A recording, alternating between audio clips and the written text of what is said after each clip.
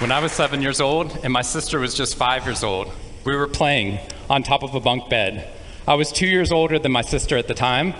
I mean, I'm 2 years older than her now, but at the time that meant she had to do everything that I wanted to do, and I wanted to play war. So we were up on top of our bunk beds, and on one side of the bunk bed I had put out all my G.I. Joe soldiers and weaponry, and on the other side were all my sister's Milos and ponies and ready for a cavalry charge.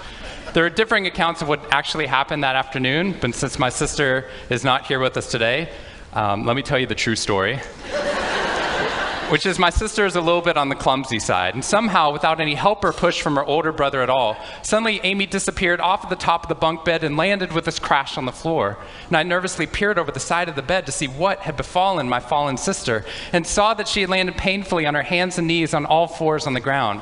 I was nervous because my parents had charged me with making sure that my sister and I played as safely and as quietly as possible. And seeing as how I had accidentally broken Amy's arm just 1 week before,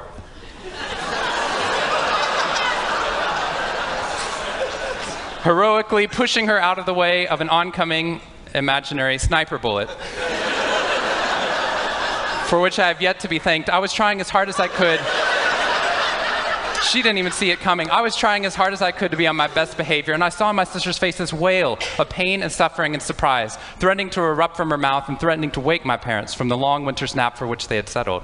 So I did the only thing my little frantic 7-year-old brain could think to do to avert this tragedy. If you have children, you've seen this hundreds of times before. I said, Amy, wait, don't cry, don't cry. Did you see how you landed? No human lands on all fours like that. Amy, I think this means you're a unicorn. Now that was cheating, because there's nothing in the world my sister would want more than not to be Amy the hurt 5-year-old little sister, but Amy the special unicorn. Of course, this was an option that was open to her brain at no point in the past, and you could see on my poor, manipulated sister's face conflict, as her little brain attempted to devote resources to feeling the pain and suffering surprise she just experienced, or contemplating her newfound identity as a unicorn. And the latter won out. Instead of crying, instead of ceasing our play, instead of waking my parents with all the negative consequences that would have ensued for me, instead, a smile spread across her face, and she scrambled right back up onto the bunk bed with all the grace of a baby unicorn. With one broken leg.